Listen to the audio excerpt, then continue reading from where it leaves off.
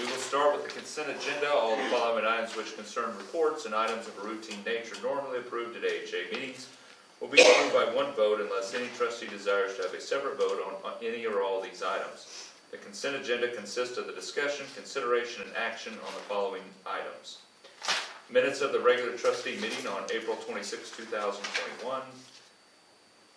Minutes of the regular finance meeting, May 18, 2021. And a check report, April 9, 2021 to May 8, 2021. I move that we approve the consent agenda as printed, items A through C. Second. Have a motion by Dr. Brown, a second by Dr. Simon to approve the consent agenda as it was presented. Roll call vote, please. Jasper. Yes. Bowman. Yes. Simon. Yes. Brown. Yes. Okay. And I will say, we're going to do the order just a little bit different than what was presented to be item number 3. And then we'll go to number 5, then number 7, then come back up to 4. Okay? All right, so first, CEO's report. Candace? Yeah. All right, I'll keep it short tonight because it seems like most of what's on here we've discussed recently, it feels like.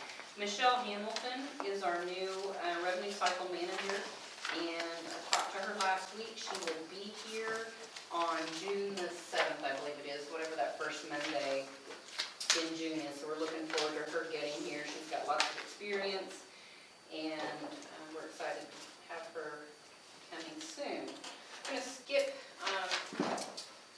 forward to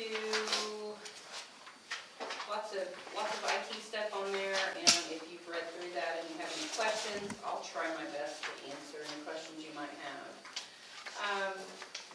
I attended Healthcare Day at the Capitol. I sat on the OHA board, and many of the hospitals sent staff to that to help push Senate Bill 131, which we were not successful, but we are pretty sure that the guardrails that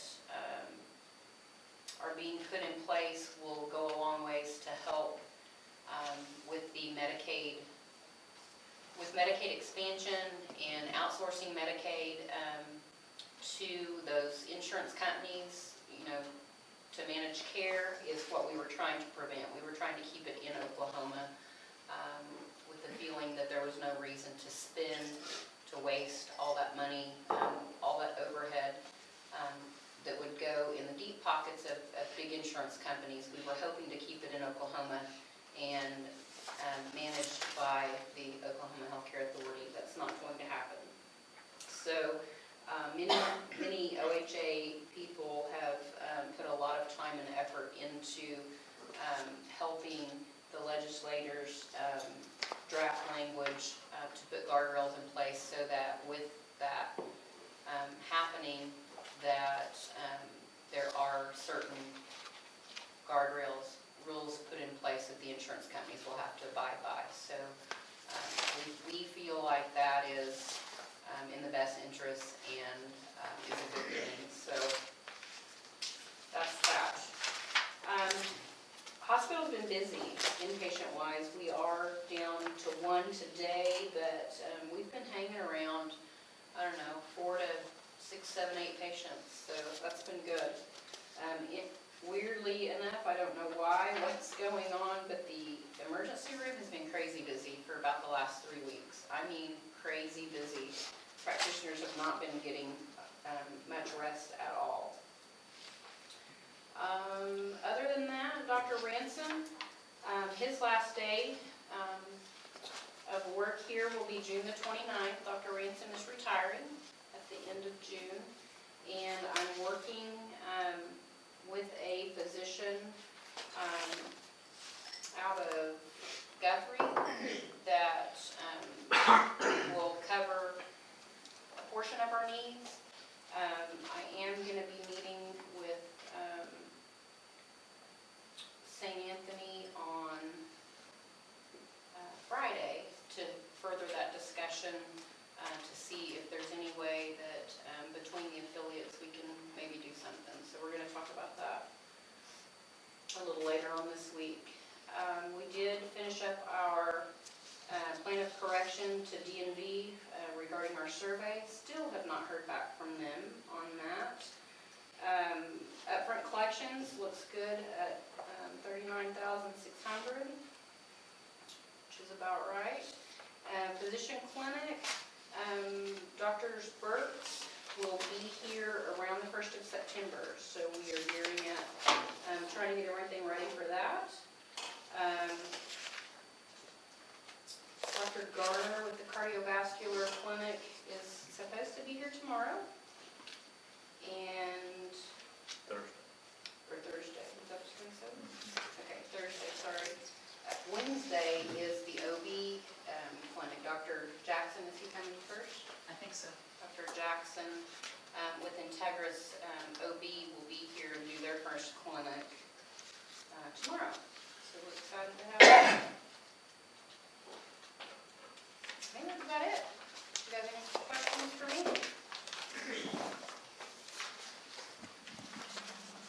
If there are no questions, I would entertain a motion. Move we approve the CEO's report as presented. Second. I have a motion by Dr. Brown, a second by Dr. Simon, to approve the Share Medical Center written report for May 25th, 2021. Roll call vote, please. Bowman? Yes. Simon? Yes. Brown? Yes. Gasper? Yes. Okay, Candace, thank you. So next we'll move to item number 5, which is the Medical Staff Executive Committee. There are 3 items of credentialing. You have anything to share about any of them?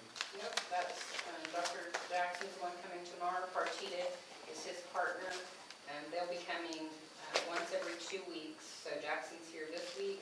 2 weeks from now, Dr. Partita will be here, and then Dr. Garner is the cardiologist that will be coming twice a month. Okay, so the first item is to appoint to courtesy staff Michael Scott Jackson, MD. I move that we appoint to courtesy staff Michael Scott Jackson, MD. Second. I have a motion by Dr. Simon, a second by Dr. Brown to appoint to courtesy staff Michael Scott Jackson, MD. Roll call vote, please. Simon? Yes. Brown? Yes. Gasper? Yes. Bowman? Yes. The next item is to appoint to courtesy staff Andrea Partita, DO. I move we appoint to courtesy staff Andrea Partita, DO. Second. I have a motion by Dr. Simon, a second by Dr. Brown to appoint to courtesy staff Andrea Partita, DO. Roll call vote, please. Brown? Yes. Gasper? Yes. Bowman? Yes. Simon? Yes. And then the last is to appoint to courtesy staff William Garner, MD. I move that we appoint to courtesy staff Dr. William Garner, MD. Second. I have a motion by Dr. Simon, a second by Dr. Brown to appoint to courtesy staff William Garner, MD. Roll call vote, please. Gasper? Yes. Bowman? Yes. Simon? Yes. Brown? Yes. Okay, thank you. Next is item number 7. We have several items: contract review, dietitian's report, and then we have one item that needs to be voted on. First is the contract review. Anything there that we There need was to? just one, that was just our insurance renewal. The food, the dietitian's report, everything was satisfactory. The revisions report are just the items that have been brought up to SQSS, entered into SQSS for policies and procedures. What are we voting on? We have to approve all those. So those are the new ones listed, or considered new because of the revision date. So Greg, just for your, and by the way, everybody, welcome Greg Cohen. I'm sorry, I should have done that at the very beginning. Sometimes I clue in about midstream. We're just gonna save that for the end. Yes. So welcome to the board. But each month we have a certain number of policies that have to be reviewed. And if there's any revisions that need to be made, then they make those revisions and then we approve those. Or if there's no revisions, same deal. Okay? But it just every month there will be a list of some that we have to, that will be up for review. Are there any questions about any of those?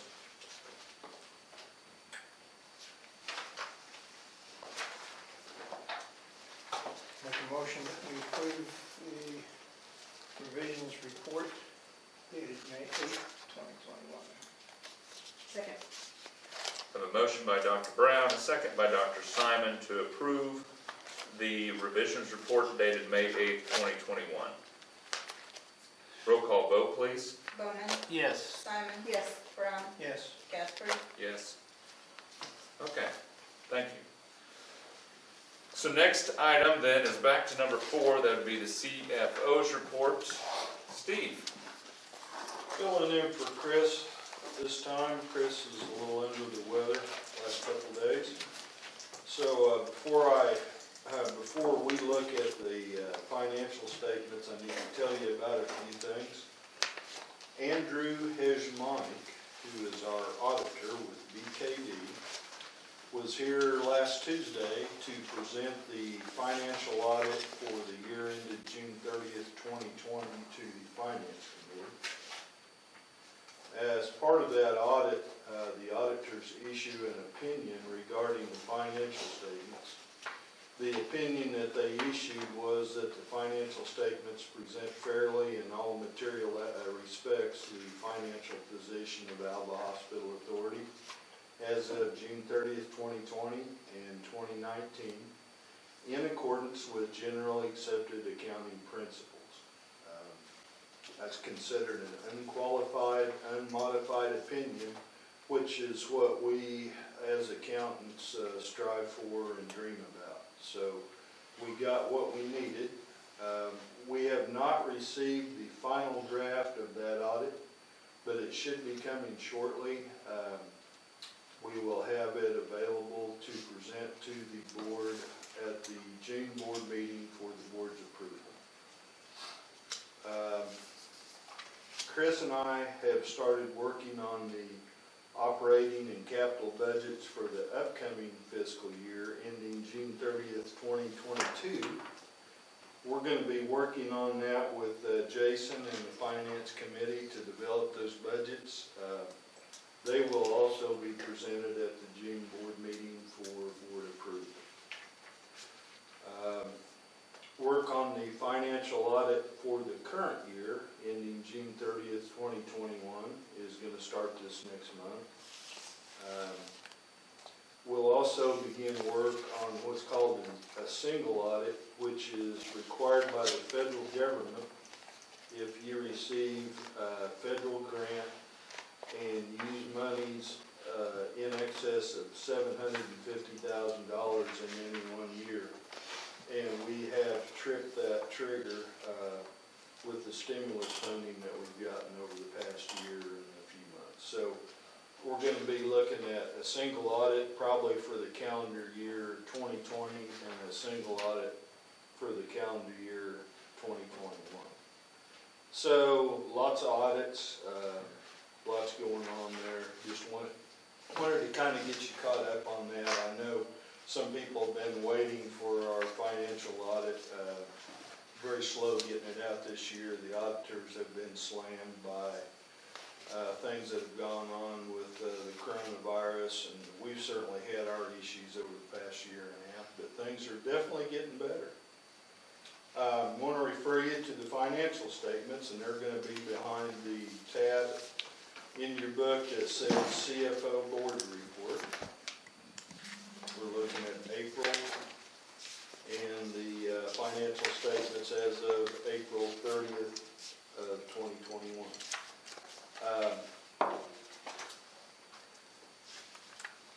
On page 1, cash balance at the end of April, $497,000.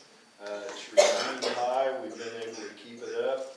Really helps when it comes to bill pay in time, and especially helps every 2 weeks when we have payroll. Payroll has been considerable.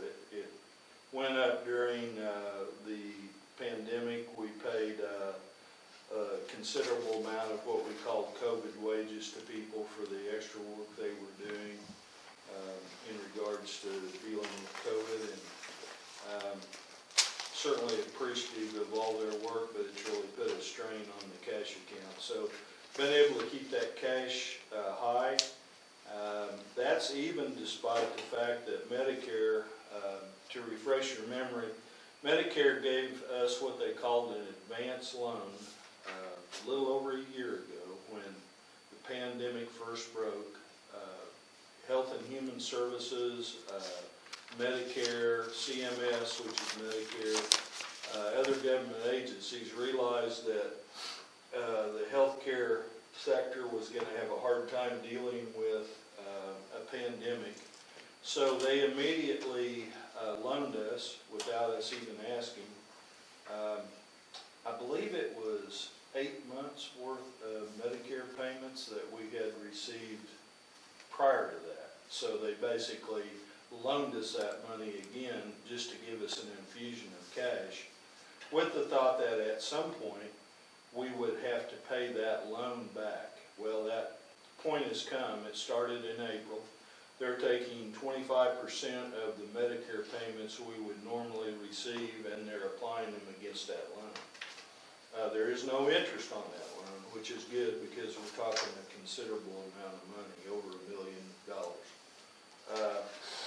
So that's going to go on for the next year or so. They're going to be pulling that. If it's not paid off by a certain date, then they convert it to a regular loan with a stated rate of interest, but we feel sure that we're going to have it paid back prior to that date. So we're on schedule to get that paid off. So far, we've been dealing with the fact that our cash flow has been impacted by that, but hasn't really hurt us at this time. Accounts receivable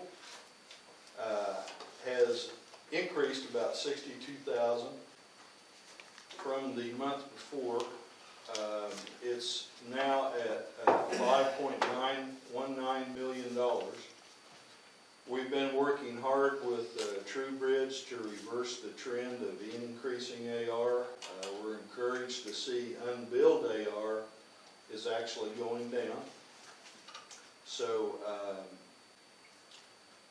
we've had a concerted effort on our part and also on TrueBridge to clean up accounts and pursue those past due accounts. You can see on page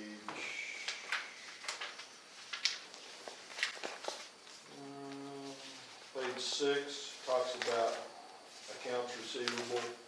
That self-pay makes up the majority of our accounts receivable, accounts for about a little over 48% of the total.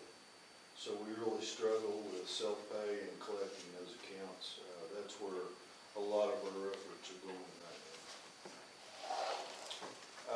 now. Outpatient revenue continues to increase. I think that's an indication of the lessening of the effect of the coronavirus and COVID.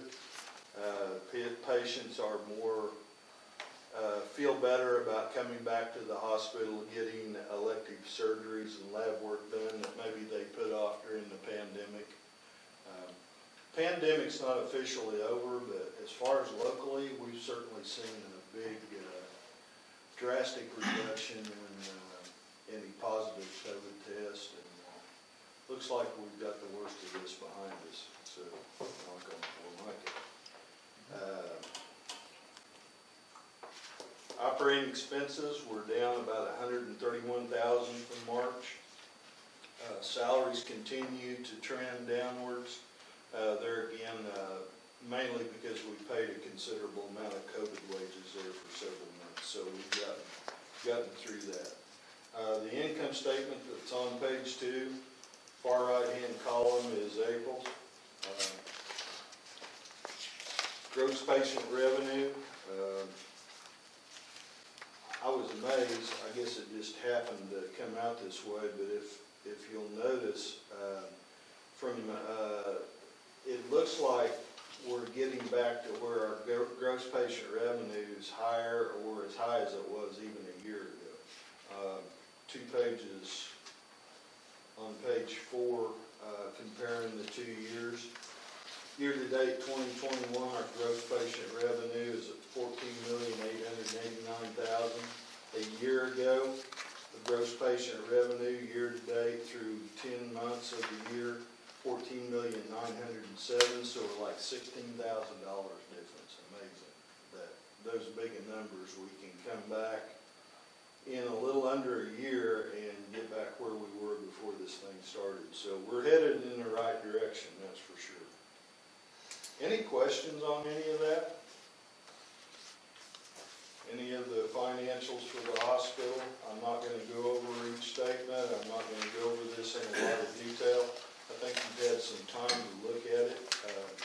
If you do have any questions at any time, you can certainly reach out to Chris or myself. I'd be glad to visit with you. After those financial statements, the balance sheet on page 8 and 9, you'll have to turn your book sideways. Those next 2 pages, 3 pages, 2 pages, are where I kind of show you what's going on with our stimulus funds. And I show you the funds that have been received. I've shown you how we've used those funds weekly since the pandemic began, the amount that we've expended. And to try to kind of get Greg caught up on this, we've received $3.5 million specifically for the hospital from Health and Human Services to fight the coronavirus pandemic. That comes with a lot of ties in that those funds have to be used specifically for COVID-related expenses and capital expenditures and to recover, in some cases, lost revenue from the pandemic. So we have an opportunity there, thanks to the federal government, to deal with the pandemic but not be found, hopefully financially impacted by it, is the whole idea behind that. In April, we had about $37,000 worth of expenses related to COVID in April. We paid $89,000 on the camera and door lock project that we recently completed. We still owe about $180,000 on that project. That will be paid out of stimulus funds. We also owe on a portable x-ray that so far we haven't gotten a bill on, but that'll be used for stimulus money also. So detail on how those funds were spent during April are on the next 5 pages. There's a page for each week showing exactly what we paid for, who we paid, how much it cost, how much we're allocating to those stimulus funds to recover that money. I received a notice today from the Oklahoma State University Office of Rural Health that there's going to be additional stimulus funding available for eligible hospitals. The caveat here is that that's not only going to be used for COVID, it's restricted to COVID testing, either education, establishing alternative testing sites, test results processing, that sort of thing.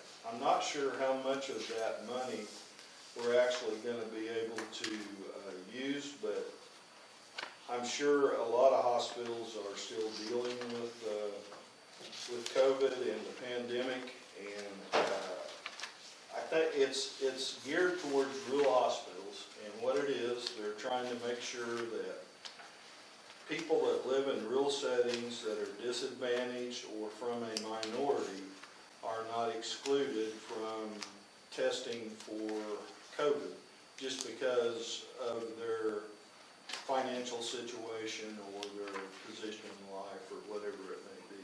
So we're going to be looking at that money. It's $230,000 at whether or not we'll be able to spend that, use any of those funds locally for COVID testing.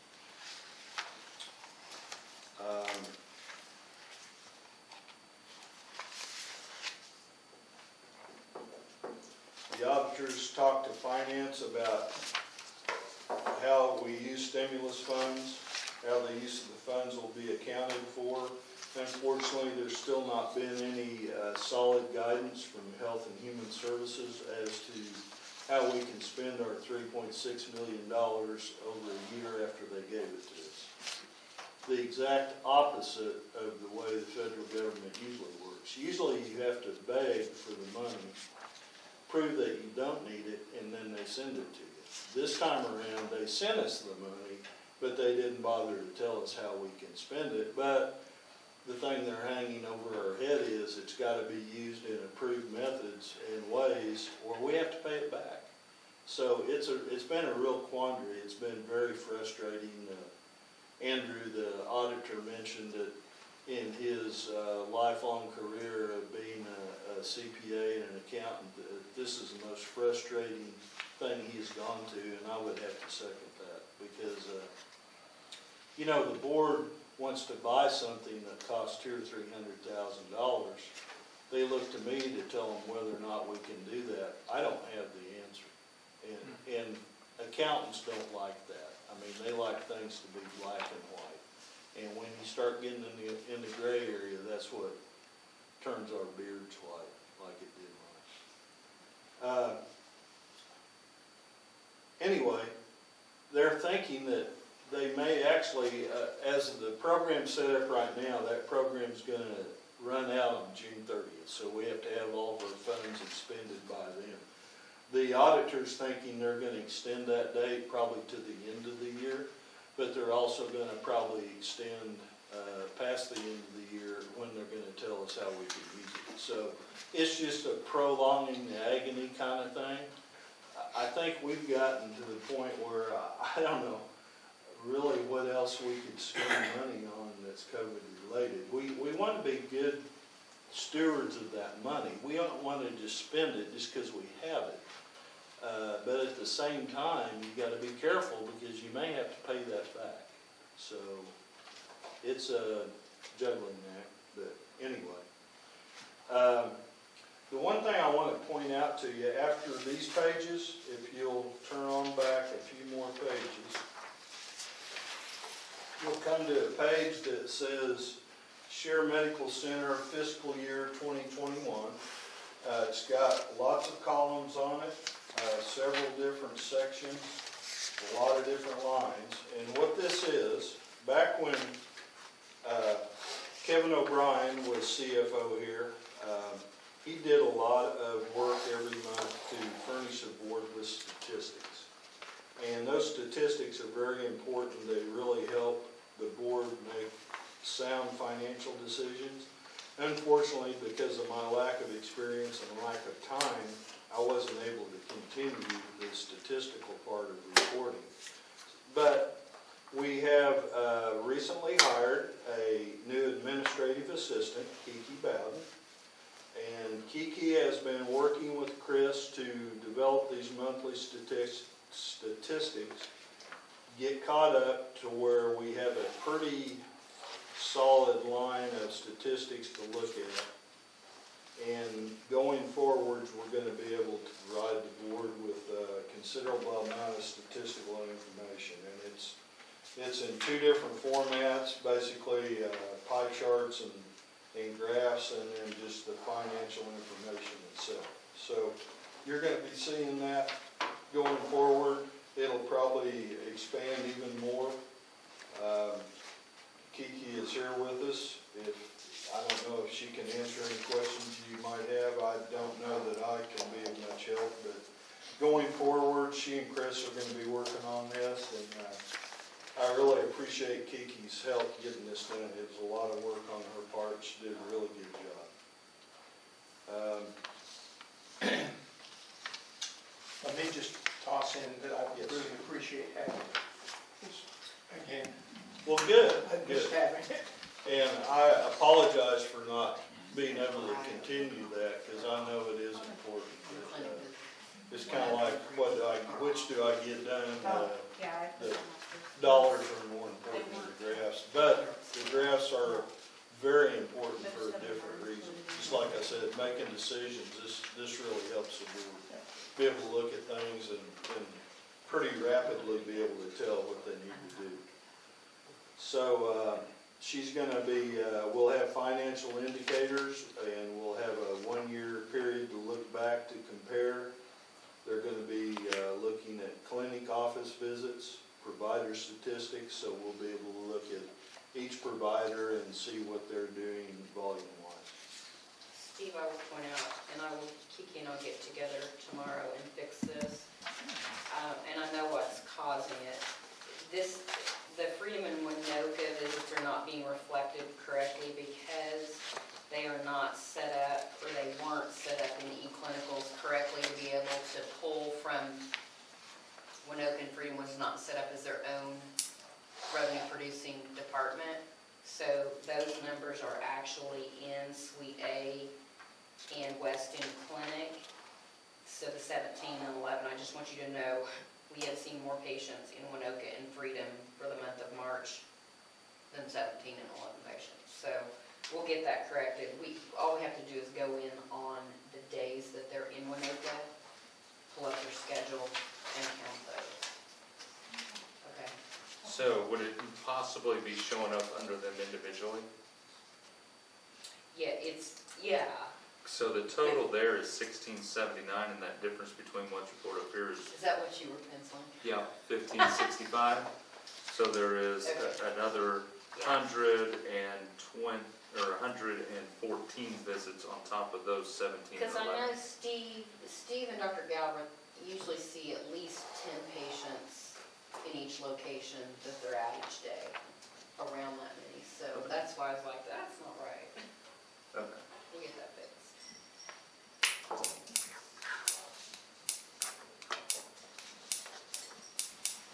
Okay, please take time and look at those statistics if you haven't had a chance to look at them, get familiar with them, because you're going to be seeing something like that on a monthly basis. Now, if we go back to the convalescent home tab, first two pages are Kelly's report on the convalescent home. I'm going to let him go over that here in a little bit. So we'll skip over to the third page. That's where the financial statements start for the convalescent center. Turn over a couple more pages. You have a summary of some financial information from the convalescent home. It continues to maintain a healthy operating cash balance of $374,000. That's a little over 36 days of operating expenses, which is excellent. In other words, if we quit collecting money today, we'd have enough money to pay roughly 36 days of operating expenses, is what that means. Accounts receivable balance continues to go down as Kelly and his staff pursue collections of past due accounts. It's had an operating loss this month of $25,000. Any questions about any of the financials? I'm not going to go into a lot of detail there. If Kelly wants to look at anything, we can do that when he makes his report. If you turn on past the financial statements, the last one being the balance sheet on page 5 and 6, you'll come to some pages that run the other way, and this is where again I recap the use of stimulus funds that have been received by the convalescent home and how they've been used. You can see in that first section, nursing homes gotten over $743,000 of stimulus funds from various sources, mainly Health and Human Services. We have recaptured some lost revenue. We've had operating expenses on a weekly basis, had payroll expenses for payroll wages, or for covered wages, and they've made some capital expenditures over there. During the month of April, they had no COVID-related expenses, so as things stand right now, I'd say that would tell me the convalescent home is kind of back where it should be, maybe. Probably still restricting people coming in the door, have to make appointments to get in, that sort of thing. Okay. Financially, though, the convalescent home is doing really well. They have some capital expenditures that we're still paying for, so they're going to use up most of their funding, but we're looking at maybe some way we can free up some money. Actually, the nursing home is gonna get some back funding from Medicaid. I'm not real sure exactly why. Kelly can go in to that if he wants to, or we can wait until we have more information, but looks like there might be money coming for past Medicare payments.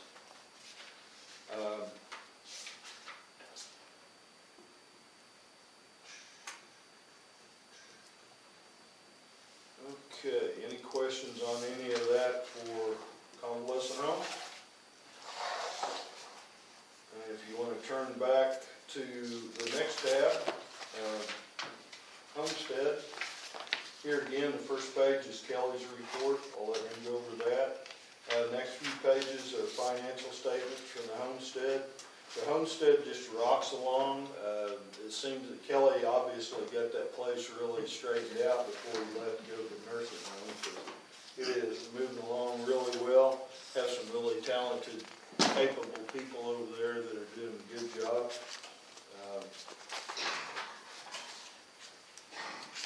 For the month of April, they showed a $10,000 profit at the homestead. Any questions about any of that, or anything else related to finances that I might be able to answer? I think that's all I got. All right. Thank you, Steve. Appreciate it. Appreciate the work. Okay, so next is, do we have anything for Quapping? The only thing I'd like to point out on Quappy, during our D&D survey,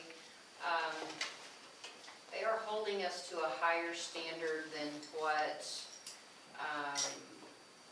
we have to meet by state guidelines.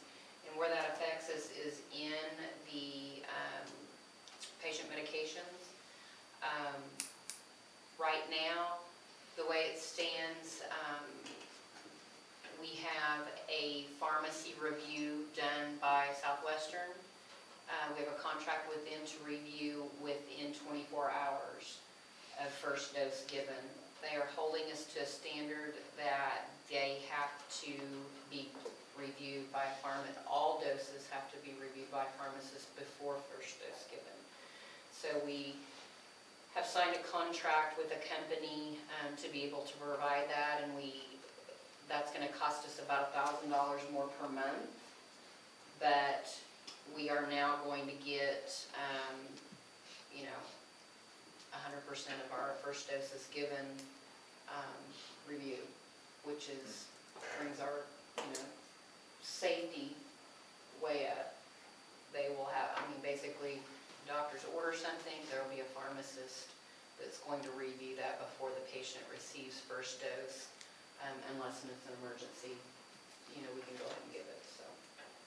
That's the only one thing of note that I would point out. All right, thank you. Next is the Sheraton Convalescent Home report. Kelly? I'll kind of pick up just on a little bit of what Steve mentioned from the financials. And the biggest reason for that loss in April was a reduction in revenue. We wrapped up a bunch. We'd had an incredible increase in the amount of skilled nursing patients that we have, and that pays us at a higher level than regular residential long-term care. But that was the main reason. I think we declined about $70,000 from May and on it, or from March on into April, and that and we did have a increase in our expenses, but from March, but our expenses were still right along where they probably needed to be. It was our revenue though that was what was down. Steve mentioned the you said 158,000, Steve? Yeah. That is called the COVID supplemental payment for long-term care facilities, and it has some conditions. Unlike anything else that we've received up to this point, there is actually an attestation that we sign that goes with it that says that we are we have taken measures to ensure visitation, ensure activities for our residents, ensure that we're doing things to mitigate any social or mental health problems, as with our residents as well as with our staff. And so we, you know, as I've gone back and tried to make sure that when we say yes, we're doing those things, that we've got some documentation to support it. It's been kind of incredible how much we have actually done over the course of the last year. It's nuts. But we have done a lot to help our employees with you know, mental health issues this past year. I mean, our staff have struggled. Our patients and families have struggled with this in ways that aren't common. And so I have that all completed and ready to turn into them so that when they, you know, look at it, we're good to go. I've got a deadline of June 30th on that, so we're going to be submitted in plenty of time. Am I right, Kelly, that money has to be used for COVID-related expenses, though? Yes, it does. So we're just going to have to get... So what we haven't, there's some things that we haven't included in our COVID-related expenses up to this point. One of those is our infection preventionist position, and that's a full-time RN position, and her job is infection control. We haven't included any of our salaries for the people that sit up front and screen visitors in. We haven't included any of the salaries for the people that have done our testing days. And so we'll go back and we've got documentation of all those days and figure out all those wages, what they've been during the allotted time frame, and plug them in. I don't know if we'll get to 158,000. I think we're going to take a big chunk out of it. We're going to get everything we can. Yeah. It's, you know, we never, I mean, except for right in the beginning, we haven't paid for any of our COVID tests. They've just sent them to us. Yeah. Except for right in the beginning,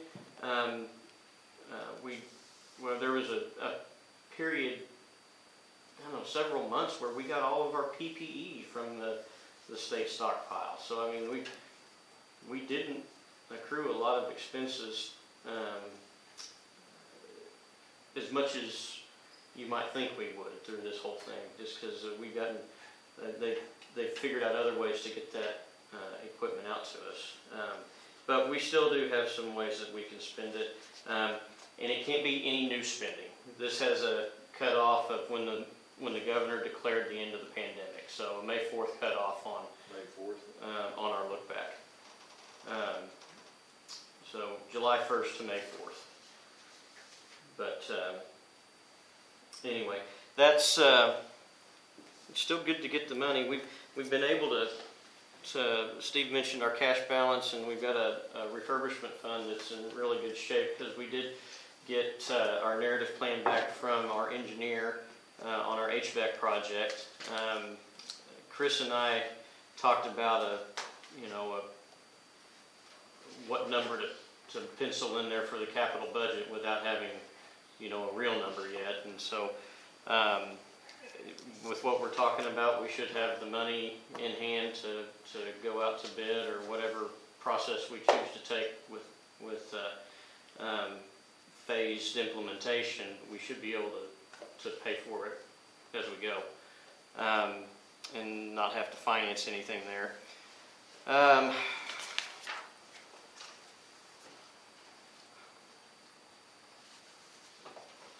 We've been having some really good satisfaction survey scores, and you can see those in the report where we had a really big increase in a 13% increase in resident satisfaction with our staff, a 7% increase in resident satisfaction with housekeeping services, 100% satisfaction with our life enrichment activities.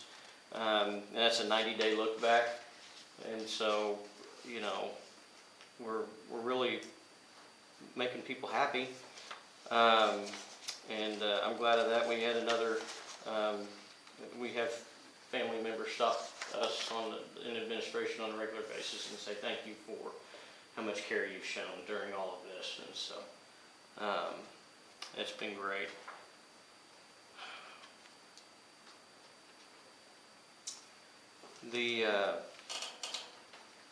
We are almost fully implemented with our EHR. We have one module left that we're going to do, and we're evaluating the ones that we have started to see if they're things that we want to continue, because we incur expenses for all the different modules we use every month.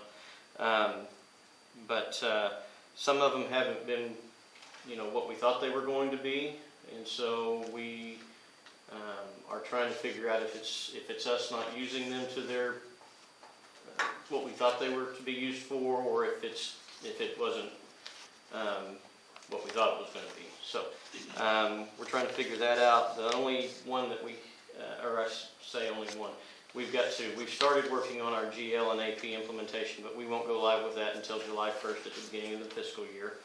And the other one is nutrition management, where this should increase our meal satisfaction quite a bit, because we have a lot of human error in between the notes that are written down as far as what people want to eat. And so we're hoping to get that taken care of. Our nurse call times are up a little bit, but we are working on ways to get those back down. We had those down averaging under 5 minutes a call. We're up of just under 6 minutes right now, but I think part of that is we've changed some response strategies. So we still have quite a few of them that are.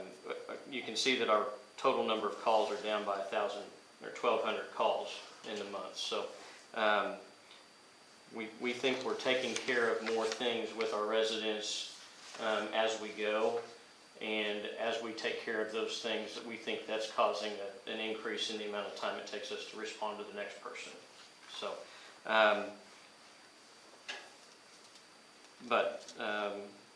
like I said, our residents feel like they're being taken care of. The staff are doing well.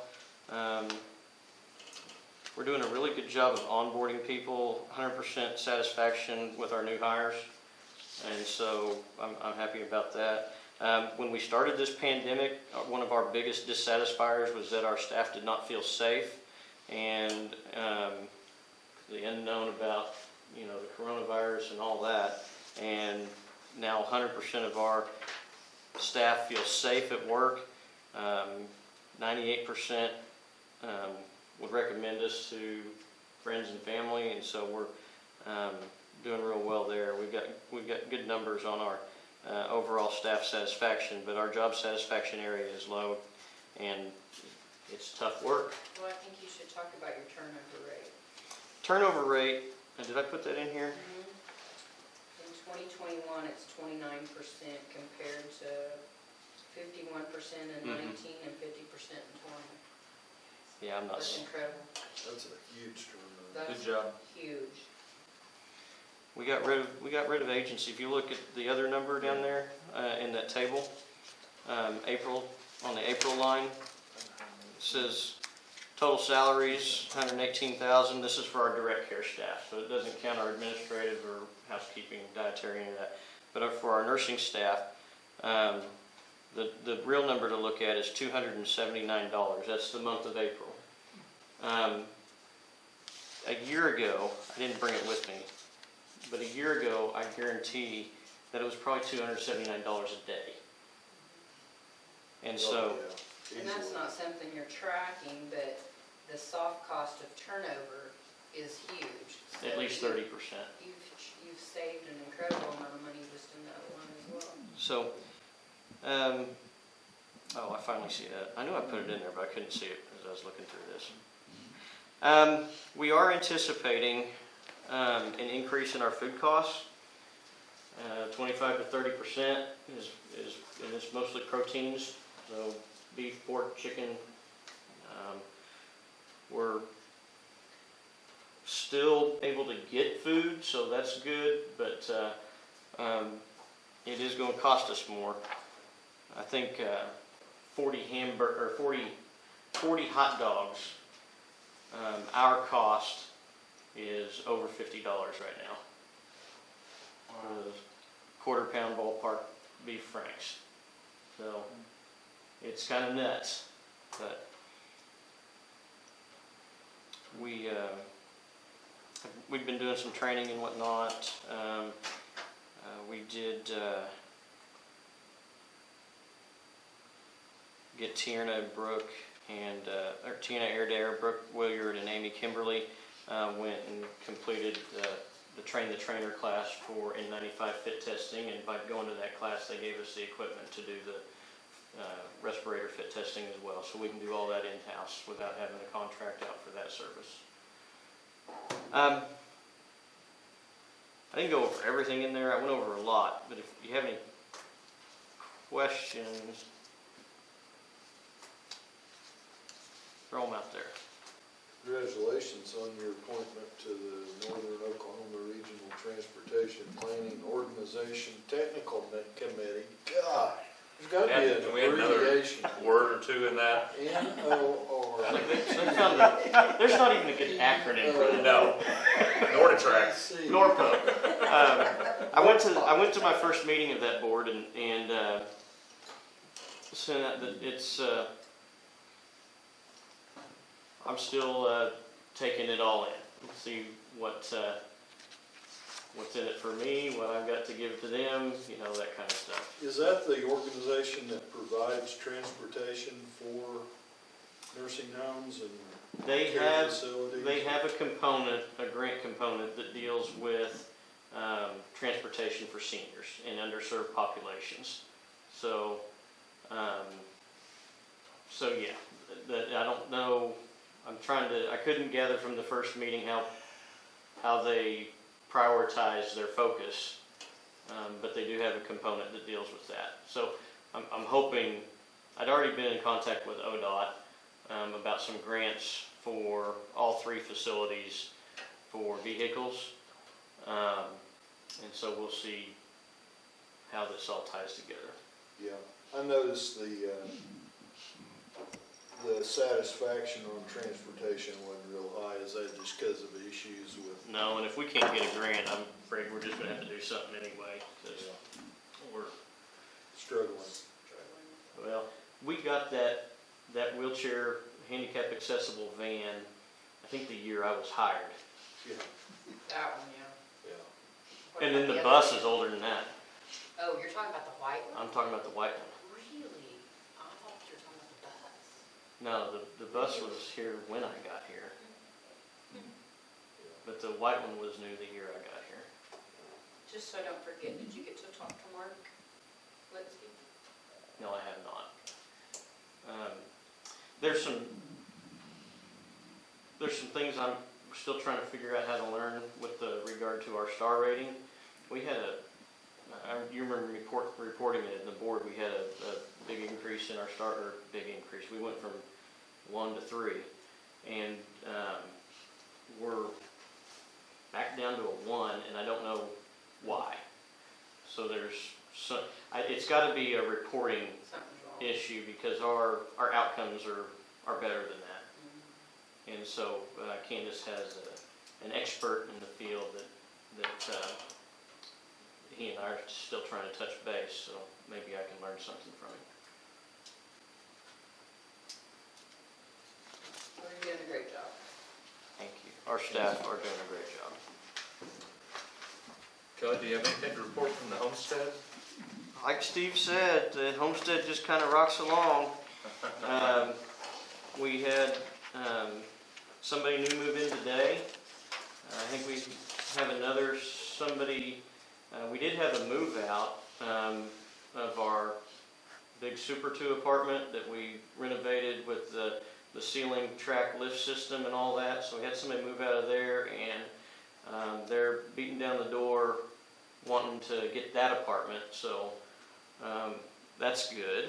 So it's not going to sit empty very long. It does rent for the most of any of our apartments, so we want to have it rented. And they, they had some staff. Neither one of us talked anything about Healthcare Week or any of that, but we did have a couple weeks worth of employee appreciation type activities to, show our staff that we love them and that they're the reason that we, are able to do what we do for our community and the people that count on us. And the homestead participated in that as well. And we all got T-shirts and food, and we all gained weight during those week and a half. And so, but that was good.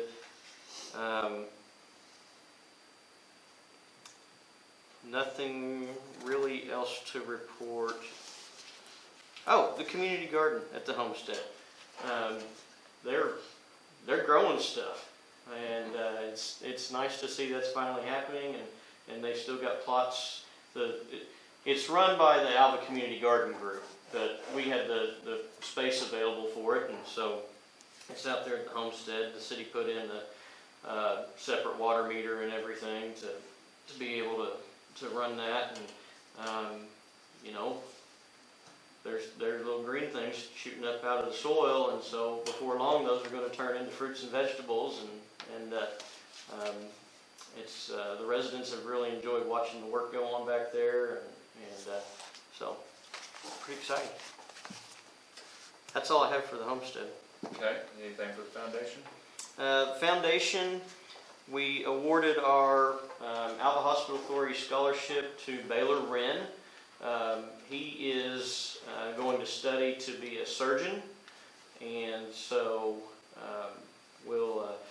our scholarship is awarded after they've enrolled in their third year in a health career major, and so he'll get $1,000 to start his junior year from our Hospital Authority scholarship. We are also working to update our donor appreciation signage that we've had in the lobby upstairs. It's been a couple years since we've updated those giving levels, and so we're working to get the giving levels up to date with where folks are, and maybe change out our pictures a little bit, give it a different look than what it's had in the past. So that's in the works. And really, we'll be closing out the year just like our fiscal year is July 1 to June 30th as well. So next month we'll be working to close out our year and get ready for the auditors to come. All right, Kelly, thank you. Next, Greg, City Council report. Well, honestly, we don't have a whole lot to report here. Do have a couple of things. We did approve the presentation of the NWOSU 2021 spring semester scholarship program. I believe that is around $235,700, something like that. So that was approved. We also had a discussion, even though no action has been taken on the Suddenlink Communications, what do you call it? Franchise. Yeah, franchise. And it's going back for more discussion. It's going to be way more complicated than I think anybody thought it would be honestly, personal opinion, I think Suddenlink has taken advantage of Alva for a long time. And I think that's the direction the City Council is going, to make it more of a fair for everybody franchise type of agreement. Anyway, nothing's been done, and that's on for further discussion. I had a couple of locations in Alva that were zoned different from commercial to residential. And I guess that's about it. The rest of it was pretty routine. All right. Well, welcome to the Sheriff or AHA board, and thank you for your willingness to serve, and also welcome to the City Council as well. Well, thank you. I hope I can. There's a lot to learn in this room for sure. As a side note on that, Greg, I'm fairly new to healthcare too, and I've realized these people out here love to abbreviate. So you're going to be hearing all kinds of, I almost raised my hand twice. Well, I wanna tell you, you need to do that, because, man, it gets confusing. And we don't speak that same language they do yet, so, you know, just feel free to ask, and they'll be glad to explain it to you. I didn't go far enough back. We just get so used to doing that. But, yeah, it's hard to follow the conversation sometimes. Well, I consider it an honor to be here in Dale. All right, well, I do not have anything to report. There were no new items. Next month's meeting will probably be a little lengthy, so be prepared. And we are adjourned.